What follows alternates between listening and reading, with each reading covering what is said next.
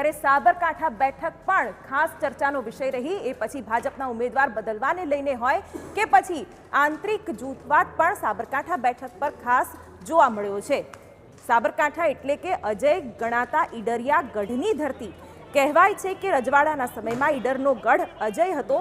હવે લોકશાહીમાં સાબરકાંઠાના ગઢ માટે ભાજપ અને કોંગ્રેસ વચ્ચે જંગ જામ્યો છે। સાબરકાંઠા લોકસભા બેઠકની વાત કરવામાં આવે તો અહીં 2009થી ભાજપનું રાજ રહ્યું છે, જ્યારે એક સમયે કોંગ્રેસનો આ બેઠક પર દબદબો હતો। હવે ફરી એકવાર એ દબદબો પરત લાવવા માટે કોંગ્રેસે કમર કસી છે। ભાજપે અહીંથી પહેલા ભીખાજી ઠાકોરને મેદાને ઉતાર્યા, પરંતુ વિરોધ બાદ ઉમેદવારી બદલીને શોભના બારૈયા પર પસંદગીનો કળશ ઢોળાયો। તો સામે કોંગ્રેસના દિગ્ગજ નેતા તુષાર ચૌધરી મેદાનમાં છે।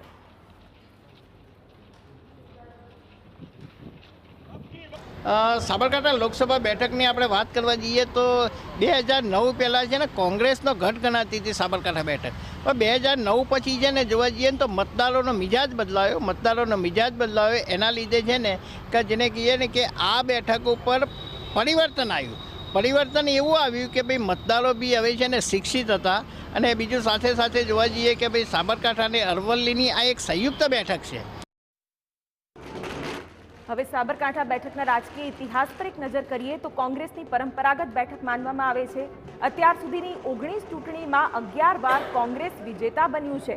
1991માં પહેલીવાર ભાજપના ઉમેદવારને જીત મળી, 1996, 1998 અને 1999માં સળંગ 3 વાર બેઠક કોંગ્રેસના નામે રહી। 2001માં નિશા ચૌધરીના નિધન બાદ પેટા ચૂંટણીમાં કોંગ્રેસના મધુસૂદન મિસ્ત્રી જીત્યા। 2009, 2014 અને 2019માં ભાજપે જીતની હેટ્રિક મારી। સાબરકાંઠા બેઠક પર ઓબીસી મતદારોનું પ્રભુત્વ રહ્યું છે। અહીં ઉમેદવારોનો બેડો પાર કરવા માટે ઓબીસીનો સાથ મળવો જરૂરી છે। ભાજપે અહીં ઉમેદવાર જાહેર કરવાની સાથે વિરોધનો વંટોળ જેનો સામનો કરવો પડ્યો, તો બીજી તરફ કોંગ્રેસમાં પણ સાબરકાંઠાના ઉમેદવારને લઈને મુશ્કેલી ભર્યો માહોલ રહ્યો।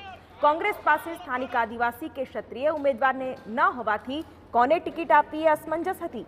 છેવટે કોંગ્રેસે અહીં તુષાર ચૌધરીને ટિકિટ આપવાની ફરજ પડી। જે પ્રમાણે લોકસભાની વાત કરીએ તો આ સીટ પર સતત હેટ્રિક ભારતીય જનતા પાર્ટીએ કરી છે, અને એકવાર જનતા દળ જીત્યું છે, અને 10 વખત કોંગ્રેસ આ સીટ પર જીતી છે।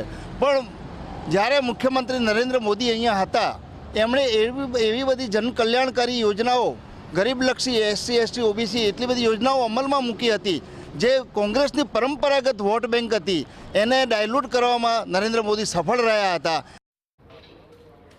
સાબરકાંઠા બેઠક પર ભાજપે છેલ્લી 3 ચૂંટણીમાં હેટ્રિક મારી છે, અને હવે ચોથી વાર સાબરકાંઠાનો ગઢ જીતવા માટે એડી ચોટીનું જોર લગાવ્યું છે। વડાપ્રધાન મોદીએ પણ અહીં શોભના બારૈયાના સમર્થનમાં સભા કરી, તો બીજી તરફ પોતાની પરંપરાગત બેઠક કબજે કરવા કોંગ્રેસે કમર કસી છે। હવે જોવું રહ્યું કે સાબરકાંઠાના મતદારો કઈ તરફ જાય છે। આ પરંપરાગત રીતે જોવામાં આવે તો સાબરકાંઠા બેઠક એ કોંગ્રેસનો ગઢ માનવામાં આવતો હતો, પરંતુ વર્ષ 2009થી આ બેઠક ઉપર ભાજપે પોતાનું કેસરીઓ લહેરાવ્યું છે।